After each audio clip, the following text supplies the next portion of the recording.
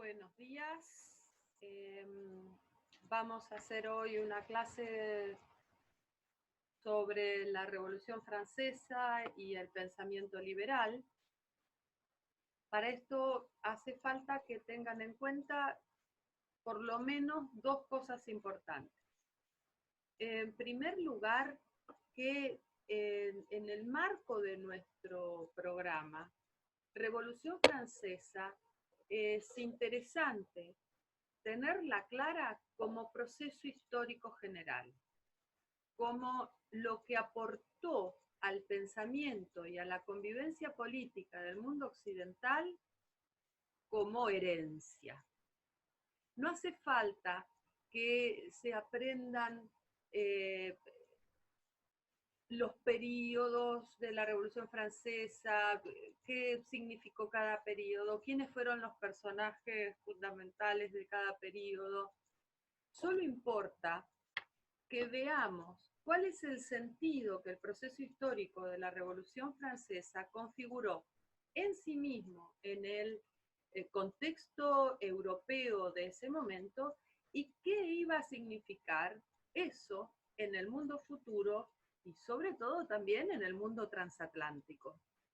Y cuando digo mundo transatlántico, estoy hablando de lo que significó el proceso de la Revolución Francesa y también de la Revolución Norteamericana en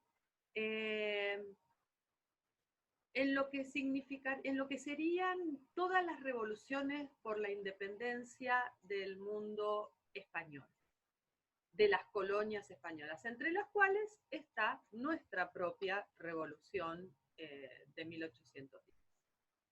Por eso, pensemos a la Revolución Francesa en tanto, me olvidé de cronometrar, en tanto proceso histórico general que nos va a servir para comprender la realidad europea de ese momento y además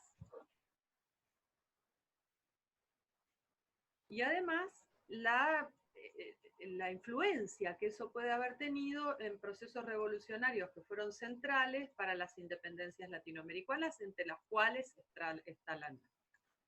Bien, ese es uno de los supuestos. Les decía por lo menos dos cosas importantes. El otro supuesto importantísimo para aprender Revolución Francesa es de dónde venimos caminando. Si nosotros hacemos un seguimiento de las clases que hemos hecho como proceso histórico, nosotros teníamos el mundo feudal, el pensamiento religioso como central, la transición al mundo burgués, la nueva mentalidad burguesa y lo que eso significó, como decíamos el otro día, un Dios en segundos planos, un hombre centralizado, un hombre en función de una capacidad racional y de conquista del universo y de los bienes materiales, que es central en la creencia burguesa. Y por otro lado, ya transitando después del Renacimiento al mundo de la Ilustración, que va a ser central entender la Ilustración, por eso muy importante que lean el texto de la clase pasada de Schelling, el capítulo del Iluminismo. Ahí Schelling pinta en 5 o 6 o 7 o no sé cuántas poquitas páginas claramente qué significó el iluminismo en la sociedad europea del siglo XVIII y qué aporte dio al mundo de la cultura, y no solamente al mundo de la cultura, incluido en el mundo de la cultura el mundo de la convivencia política, y eso es lo que hoy vamos a tratar de ver. Entonces, esa transición del mundo feudal al mundo burgués, la eclosión del mundo burgués en el Renacimiento, y eso con el nuevo criterio de verdad que pasa a ser la ciencia, como lo hemos dicho varias veces, eso llevado al plano del mundo ilustrado y al plano de la convivencia política, lo que significó, por ejemplo, en el modelo contractualista. Ahora, cuando hablábamos del modelo contractualista, nosotros decíamos fundamentalmente lo que tiene que ver con el contractualismo es un tema, es la explicación de por qué existe el Estado y por qué la autoridad política tiene derecho de gobernar sobre los gobernados, tiene legitimidad, reconocimiento, por qué existe el Estado y por qué la autoridad política es legítima, fundamentalmente porque los hombres, en tanto individuos, han conferido voluntariamente su derecho a contratar en esa fundación del Estado y hacer el Estado, que la autoridad sea legítima. Ahora, no vamos a entrar en la clase pasada del contractualismo, solo sí es muy importante que tengamos en cuenta que ilustración y contractualismo van a ser centrales en la comprensión del proceso histórico de la Revolución Francesa. ¿Por qué? Porque Revolución Francesa a nosotros nos tiene que servir para entender el pensamiento liberal. Y el pensamiento liberal va a ser, ya lo he dicho en clases anteriores, va a ser estructurante del Estado-Nación en Argentina. Quiere decir, si nosotros logramos comprender en la clase de hoy lo que a partir de hoy me van a escuchar llamar en varias oportunidades el lenguaje de los derechos, en palabras de Beatriz Dávilo, si nosotros podemos entender el lenguaje de los derechos que institucionaliza la Revolución Norteamericana con los derechos de Virginia y la Revolución Francesa con la Declaración de los Derechos del Hombre y del Ciudadano, un documento de 1776 y el otro de 1789, que coinciden con las dos revoluciones, si logramos entender ese lenguaje de los derechos, vamos a tener el paradigma mental, por decirlo, o conceptual, por decirlo de algún modo, para poder entender cómo se pensó el Estado-Nación en Argentina desde la Revolución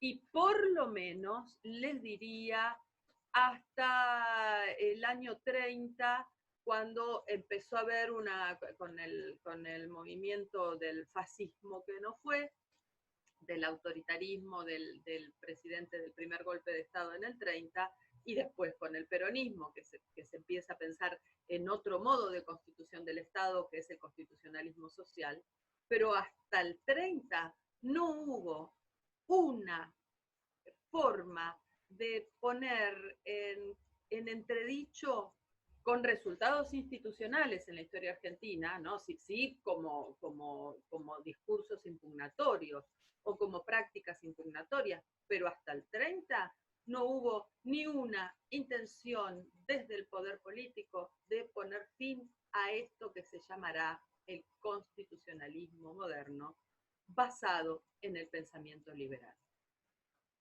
Esta parte de la clase, escúchenla varias veces porque esto es central. Central entender liberalismo como proceso de pensamiento, la doctrina liberal como un presupuesto de un Estado que parte de la idea de los derechos naturales del hombre, del individuo, que parte de la idea de los derechos naturales del individuo para constituir legítimamente el poder. Esos derechos naturales son la libertad, la igualdad. En otros casos, ya veíamos el otro día con el constitucionalismo, la propiedad, y más adelante en el discurso liberal se le agregará el tema de la seguridad. Cuando se habla de seguridad, en estos términos, se habla de la seguridad de la propiedad. Bien.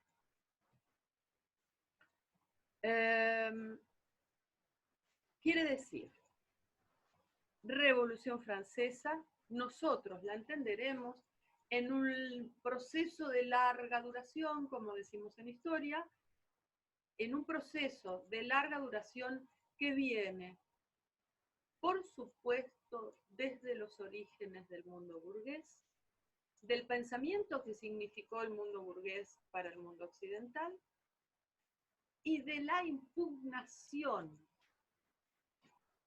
de las instituciones tradicionales que venimos viendo ya desde antes del contractualismo, ¿sí?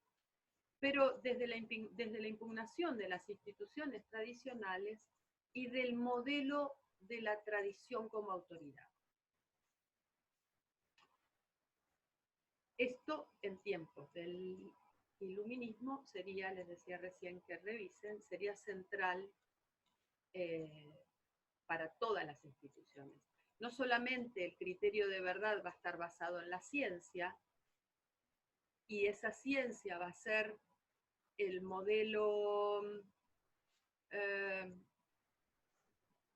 el modelo que impugne o ponga en tensión todas las tradiciones que ha habido hasta el momento, sino que además el modelo de lo racional y la idea del progreso indefinido en función de un solo camino para la humanidad llevará a pensar que también el progreso en política significa salir de un estado, como se lo llamaba, de antiguo régimen, para pasar a lo que por continuidad de eso se lo llaman estados de nuevo régimen, que son sobre todo estados de un poder limitado de la autoridad, un poder gestionado por el principio de soberanía popular, aunque esa soberanía popular llegue en mayor o menor medida al manejo del Estado concreto en el gobierno, aunque sí, desde el fondo,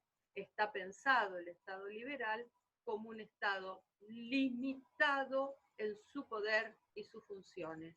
Quiere decir, en términos de Bobbio, en el librito Liberalismo y Democracia, que lo cito solo a modo de ampliación, pero si ustedes quieren ver en Bobbio, en un librito chiquitito de breviarios del Fondo de Cultura Económica, el liberalismo y democracia, Bobbio va a decir, miren, si algo significó históricamente el Estado liberal a partir de las revoluciones burguesas, fue que el Estado pasó a ser de un Estado absoluto, de un Estado máximo del tiempo del absolutismo monárquico, como lo veíamos el otro día, a un Estado limitado. ¿Limitado qué? En su poder y en sus funciones. ¿Y de dónde proviene ese límite del Estado? Fundamentalmente de la idea de los derechos naturales del individuo. Por eso es que liberté, égalité, libertad, igualdad, que son dos de las tres banderas fundamentales de la Revolución Francesa, y también fraternité, porque es todos los hombres somos hermanos en función de un pie de igualdad, en función de que ya no hay distinción por nacimiento, todos los hombres nacen y permanecen libres e iguales ante la ley. Es el primer artículo de la Declaración de los Derechos del Hombre y del Ciudadano que va a decir claramente: se acabaron los privilegios por nacimiento, se acabaron los privilegios por estamento, somos todos libres e iguales ante la ley. Ese todos, claramente, ya lo dije en la clase pasada, es un todos que incluye únicamente a ciudadanos varones.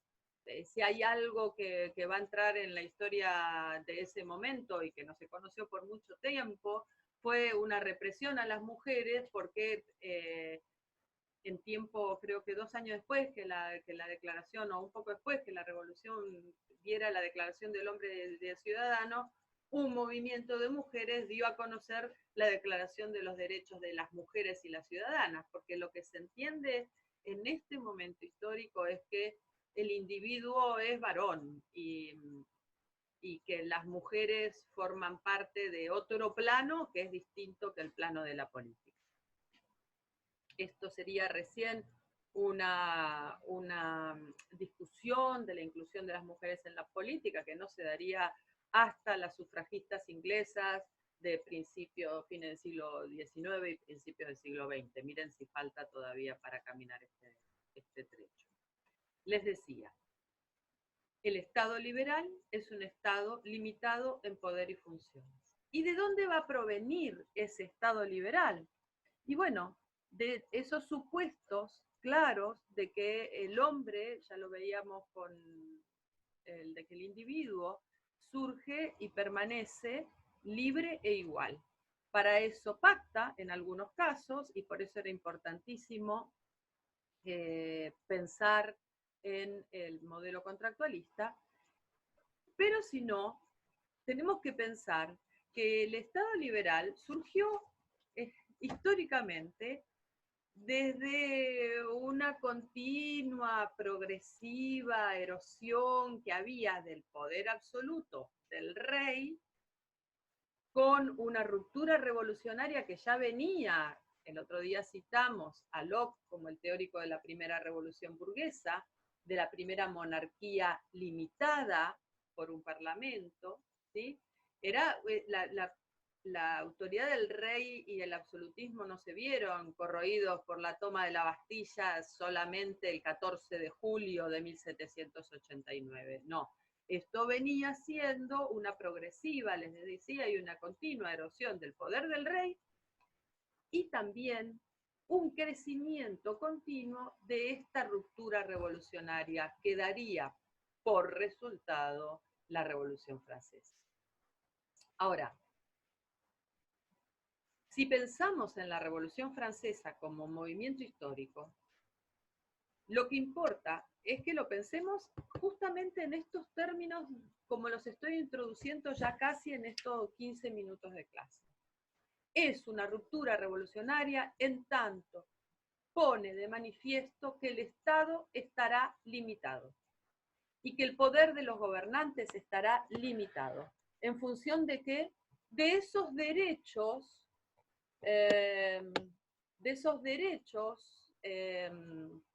individuales que tiene cada uno de los que conforman el Estado. Y además del principio de que esos derechos individuales confieren al que ya no será súbdito, será ciudadano de este nuevo Estado, confieren el poder soberano. Quien es soberano a partir de la revolución y de los criterios del liberalismo no es el rey, es el pueblo. El criterio de la soberanía de la nación, como dice la Declaración de los Derechos del Hombre y del Ciudadano, o el criterio de la soberanía del pueblo. Bien, para todo esto, nosotros tenemos que pensar que a lo largo de la Revolución Francesa, estos, y por qué significa históricamente el origen como proceso histórico, el origen del liberalismo, porque a lo largo de la Revolución Francesa iban a ir apareciendo varios signos concretos que daban muestra de esa corrosión del poder real y esa corrosión de las instituciones tradicionales. La Revolución Francesa, y esto lo tengo que hacer sumamente rápido, se inicia con una convocatoria del rey a una institución que se llamaban los Estados Generales, que no eran convocados hacía casi 180 años en Francia. Y esto es muy importante. ¿Por qué convoca el rey a los Estados Generales? Los convoca porque hay una problemática económica muy importante y hace falta recaudar impuestos. Y entonces el rey, y porque además Francia está siendo aliada de la Revolución Norteamericana y está prestando dinero y soldados a la Revolución Norteamericana, por la independencia norteamericana que empezó en el 76, estamos en el 89. Quiere decir, el rey convoca a los estados generales para poder poner impuestos. ¿Cuándo convoca a los estados generales, que están constituidos por 3 estados? El clero, la nobleza y una gran conformación de tercer estado, que si lo imaginamos como la pirámide feudal, a ese tercer estado de campesinos y siervos en la pirámide feudal ha incorporado a toda la burguesía. Quiere decir, si el tercer estado en tiempos feudales clásicos era absolutamente heterogéneo, Ahora va a ser peor todavía, o más importante la diversificación, porque tiene desde el burgués más pobre, desde el artesano más pobre de las ciudades, al maestro de las corporaciones artesanales o comerciales, o a los banqueros más ricos. Quiere decir, en ese tercer estado es donde va a surgir la revolución. Porque para votar en esos estados lo que se hacía tradicionalmente era que se votara por estamento. Quiere decir que iban a votar el clero y la nobleza, seguir no pagando impuestos, como era el régimen tradicional en el antiguo régimen. ¿Qué pide el tercer estado? Que como su conformación poblacional es mucho más numerosa, se vote por cabeza y no se vote por estamento. Quiere decir, si se vota por estamento, son 2 contra 1. Tenemos clero, nobleza, tercer estado. Si se vota por cabeza, es decir, y acá ya tenemos una cuestión fundamental del liberalismo, que la manifestación política sea individual y no por capa, como decíamos el otro día, se hace que cada individuo tiene su propia potestad para decirle al Estado qué cosa quiere, como un derecho de voto en los estados generales. Bueno, aquí es donde se arma, a partir del discurso de Sieyès, se arma toda una discusión si el voto será por cabeza o será por estamento, y ahí estalla la revolución. De una convocatoria que ha hecho el rey, estalla la revolución. Eso es en mayo del 89. En julio se toma la Bastilla. Del 89 al 91, esos estados generales primero se van a declarar en asamblea que tiene sus potestades. En el 91 va a dar una primera constitución, ahora vamos a hablar de esta cuestión. Esa constitución es una constitución de monarquía moderada, con división de poderes, pero esa constitución dura muy poquito porque al año siguiente se ejecuta al rey francés que ha huido a buscar aliados en el exterior. De ahí vamos a pasar a otro periodo, que es el periodo de la Primera República y la Convención, que es el periodo del 92 al 95. Tenemos entonces del 89 al 91 la Asamblea, 91-92 cortísima monarquía constitucional, Primera República importantísimo con la Constitución del 93, la Primera República Francesa y la Convención. Esto es el primer, que es lo que ustedes leen en varias por ejemplo, creo que Vidar Campos lo presenta así, que eso es como pasó a la historia la revolución por el periodo del terror. Sí, de hecho, a ese periodo se lo llama el terror, es cuando Robespierre y los jacobinos, que eran el ala entre los moderados, los más de la izquierda, de aquí proviene el nombre de izquierda y derecha en la política, pero no tenemos tiempo de detenernos, es el ala más radicalizada de la revolución, toma el poder y es la época más cruenta de la revolución. Por supuesto que como todas las revoluciones hay todo un movimiento contrarrevolucionario que se gesta a la par, que está representado sobre todo por los nobles, por cierta jerarquía eclesiástica que no quieren renunciar a lo que habían sido los privilegios de clase, de estamento. Claramente, cuando estalla la revolución en el 89, hay primerísimas medidas que son importantes a tener en cuenta. Primero es que se suprimen con la Declaración de los Derechos del Hombre y del Ciudadano los derechos feudales. Quiere decir, ningún hombre más puede ser siervo de otro. ni pagarle tributo obligatoriamente, ni le debe tributo obligatoriamente, ni servicio ni tributo. Segundo, que se constituye lo que se llamó la Constitución Civil del Clero.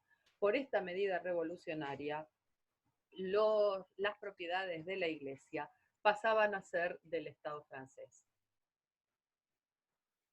Y por otro lado, recién hablábamos de las corporaciones, la ley Le Chapelier, que da fin a las corporaciones medievales. Quiere decir, decreta esa Asamblea Nacional, primero, el fin de los privilegios de los señores, el fin de los privilegios del clero, además con la expropiación de todas las propiedades que van a pasar a manos del Estado. Y el fin de las corporaciones, que significa la libertad económica, el comienzo de un periodo que en lo económico tendrá que ver con la libertad económica. El trabajo y la producción no estarán más regulados por las corporaciones, sino que hay un principio de libertad. Y esto tiene que ver también con el proceso económico que se está viviendo a la par, que es el proceso de la revolución industrial inglesa y el comienzo del liberalismo económico clásico de Adam Smith. Quiere decir, a la par de todo este proceso revolucionario, hay un proceso contrarrevolucionario que en Francia va a estar en el mapa situado en la región de la Vendée y que tiene además el apoyo de algún campesinado, pero que fundamentalmente está pensado como dar fin a esa revolución que se ha iniciado. Este proceso, aunque va a dar guerra constantemente y aunque hace alianzas en el exterior, así había muerto el rey, aunque va a dar, había muerto el rey Luis, aunque va a dar un lugar a alianzas de los países que tienen miedo de que les estalle la revolución, como en Francia, y estas son las largas coaliciones de las monarquías europeas contra la Revolución Francesa, a las cuales va a ser a partir del 95 el más importante actor, Napoleón Bonaparte. Esos estamentos que ya no son más estamentos a partir de la constitución del Estado liberal, van a ser guerra permanente y van a ser contrarrevolución a este proceso. Ahora, lo que sí nos interesa es, ya decíamos al principio, que hay un principio fundamental. El Estado liberal es un Estado limitado en poder y funciones. Ese Estado limitado va a tener que estar regido por una constitución. Esa constitución y va a estar limitada además por la ley. La ley proviene de esas facultades individuales que tienen los individuos de conferir autoridad al Estado y de tornar esa autoridad legítima. Pero además el poder va a estar limitado por constituciones que a partir, claramente lo dicen las declaraciones de derechos, vamos a tratar de trabajarlas un poco juntos, ya no va a entrar en esta clase. Claramente el Estado va a estar limitado por constituciones escritas que van a tener ciertos principios que son los que vienen de esa mentalidad burguesa que venimos viendo de hace varias clases, pero que tienen que ver con cómo se limita el poder. Si en el Estado de antiguo régimen el poder del rey era absoluto, en este Estado de nuevo régimen el poder estará limitado. Limitado fundamentalmente por esos derechos naturales del hombre, del individuo, que ese individuo será a partir de ahora, decíamos hace un minuto, ciudadano.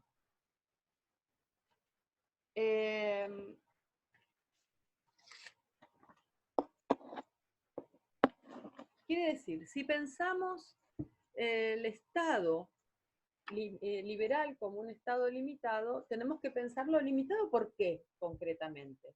Limitado por el principio de soberanía en la nación, de soberanía popular.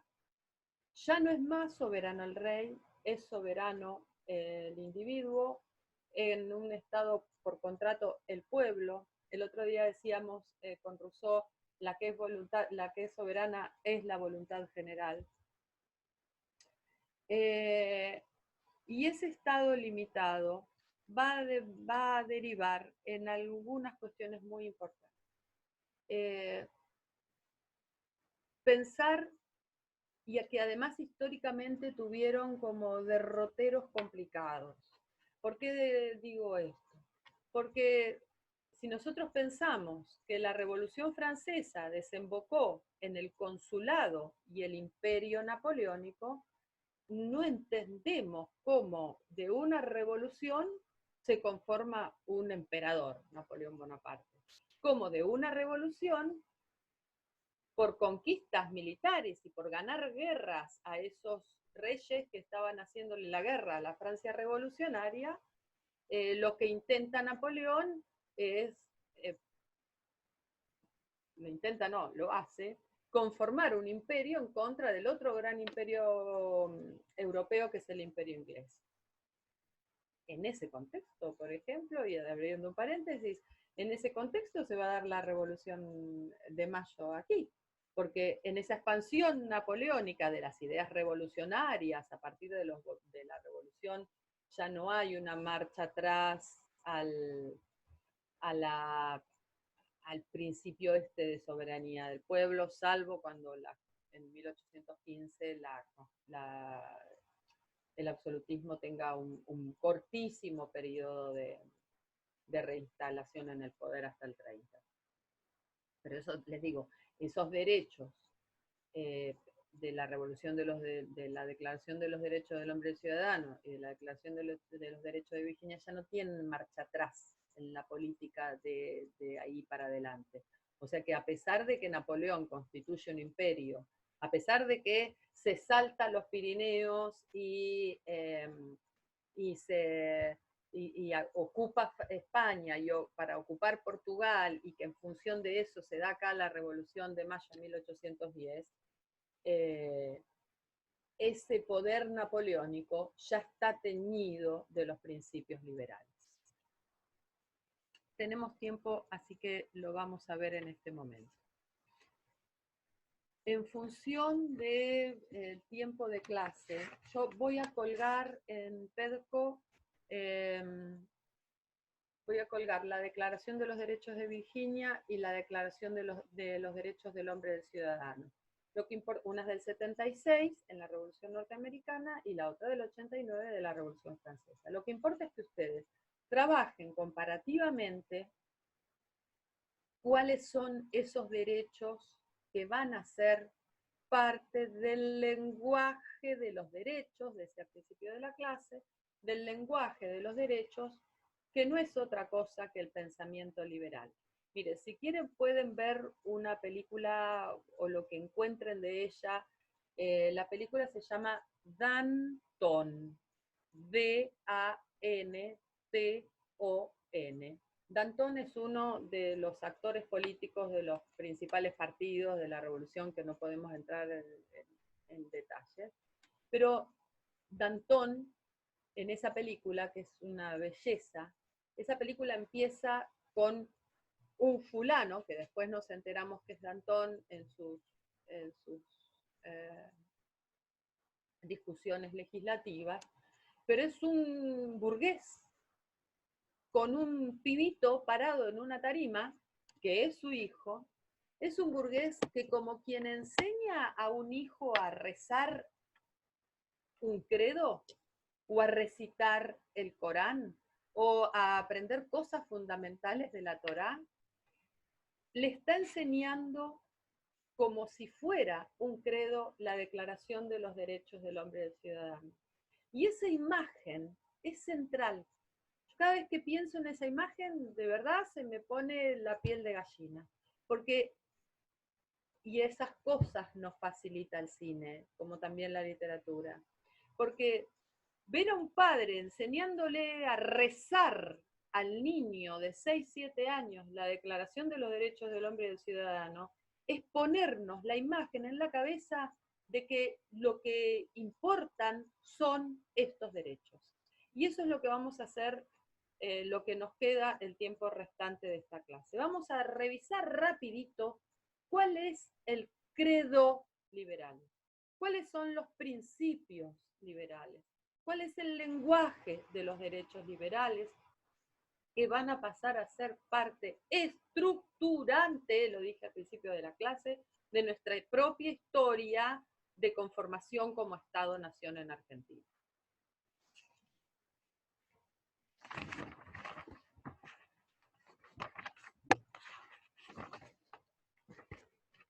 La Declaración de los Derechos del Hombre y del Ciudadano es de 26 de agosto de 1789. Y lo primero que dice es, en un preámbulo, es que quienes están hablando son los representantes del pueblo francés. Primera cosa revolucionaria. Son los representantes del pueblo francés que dan cuenta, ustedes lo leen lentamente, palabra por palabra, porque esto es fundamental no leerlo rapidito, hay que leerlo palabra por palabra y señalando con colores rojos las palabras centrales. Somos representantes del pueblo francés, que estamos reunidos para dar cuenta del menosprecio y el olvido en que han sido tenidos por siglos los derechos del hombre y las calamidades públicas a las que esos derechos naturales han sido sometidos. Y son derechos que son naturales, inalienables y sagrados del hombre. ¿Cuáles son esos derechos? Los hombres nacen y permanecen libres e iguales en derechos. Y la distinción social solo se puede fundar en utilidad común. Quiere decir, solo en función del servicio que prestás al conjunto social podés tener alguna distinción, pero esa distinción no te hace superior a otro, porque nacés y permanecés libres e iguales en derechos. ¿Para qué sirve el Estado? El artículo 2, y lo estoy haciendo criollo y rápidamente. ¿Para qué sirve el Estado? La finalidad de toda asociación política es conservar los derechos naturales e imprescriptibles del hombre. ¿Esos derechos cuáles son? Clarito, la libertad, la propiedad, la seguridad, la resistencia a la opresión. Muchos historiadores han dicho que a partir de este artículo 2 se ve claramente la presencia del burgués en la redacción de los derechos del hombre y del ciudadano. Y el artículo 3 va a hablar de dónde está la soberanía. Si la soberanía de antiguo régimen estaba en el rey, ¿dónde está ahora la soberanía? Pues ahora la soberanía reside en la nación, esencialmente en la nación. Ningún cuerpo, capa, como decíamos el otro día, ningún individuo, monarca, puede ejercer una autoridad que no emane expresamente de la nación. Fundamental, hay una concepción ascendente de la soberanía, y esto es fundamental del liberalismo. Todos los hombres libres e iguales, que son la base del Estado, confieren el poder del Estado.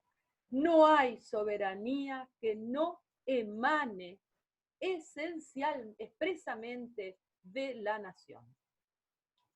El otro día, esto lo veíamos ya como un antecedente fundamental en el contractualismo.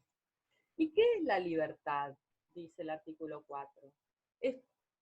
Y esto otro concepto que si tuviéramos más tiempo es buenísimo, porque es bien liberal. La libertad es bien individual, no tiene ninguna concepción ni comunitaria, ni solidaria, ni nada más que vaya más allá del individuo, porque es el principio que se sigue recitando actualmente, lamentablemente, de que mi libertad termina donde empiezan los derechos de los otros. Artículo 5. muy importante, la ley tiene, y acá empiezan a aparecer varios artículos de la ley que dicen que es la expresión de la voluntad general. El principio de que nada que no esté prohibido, nada de lo que no está prohibido expresamente, nada de lo no permitido es prohibido expresamente. La ley como derecho a prohibir todas las cuestiones que sean perjudiciales a la sociedad. Pero acá lo que vamos a ver además es que la ley empieza a aparecer con letras mayúsculas. La ley va a ir a parar a códigos, Napoleón, va a ir a parar a códigos y va a ir a parar a constituciones. La Revolución Francesa se dio a lo largo del periodo 1789 a 1815, 3 constituciones escritas. Quiere decir, todo lo que forma parte del Estado debe estar escrito. Y esto es parte también de lo que se le llama el constitucionalismo moderno, ya lo abordaremos en otras clases, pero la ley limita al Estado y esa ley debe estar escrita en un conjunto de instituciones prescriptas escritas en las que se diga cómo se piensa que es el Estado y cómo se va a gobernar. Ya lo vamos a retomar en otras clases. Después, el principio de la presunción de inocencia también es importantísimo. El principio, el artículo 10, de la libertad de opinión, y más adelante el 11 de la libertad de prensa, todos estos son el lenguaje de los derechos liberales. La garantía de los derechos por parte del hombre. Si hay algo que limita al Estado, es que no existe para otra cosa que no sea para asegurar los derechos, para dar garantía por los derechos del hombre y del ciudadano. Y como eso necesita una fuerza pública, y como esa fuerza pública debe ser sostenida por impuestos. Entonces, así vamos viendo, y el artículo 17 que declara que la propiedad es un derecho inviolable y sagrado, que nadie puede ser privado de la propiedad, salvo que por necesidad pública pueda ser restituida con previa indemnización. Todos estos principios, se nos acaba el tiempo, todos estos principios, nacer y permanecer libres, el estado de la soberanía del pueblo, la libertad individual, el principio de la ley como que emana de la voluntad individual asociada en el Estado, el derecho de propiedad, la libre opinión o la libertad de prensa, también primero la libertad de opinión, después la libertad de prensa, después la garantía de los derechos individuales. Cada uno de los 17 artículos que conforman la Declaración del Hombre y del Ciudadano son parte de ese credo liberal que será fundamental de aquí en adelante, y este es el principal legado de la Revolución Francesa, es poner en documentos, y también de la norteamericana, y es lo que da origen al constitucionalismo moderno, es poner en documentos escritos todo lo que ha sido amasado históricamente desde el siglo XIII, XIV, XV en adelante, aún pasando por el estado de la monarquía absoluta. Bueno, nos vemos la próxima clase, en la que vamos a retomar con seguridad este tema, y en lo que sigue les cuelgo las declaraciones y un videíto para que vean el clima de época. Es la extracción de un pedazo de película. Traten de ver Danton, como les dije. Nos vemos la próxima.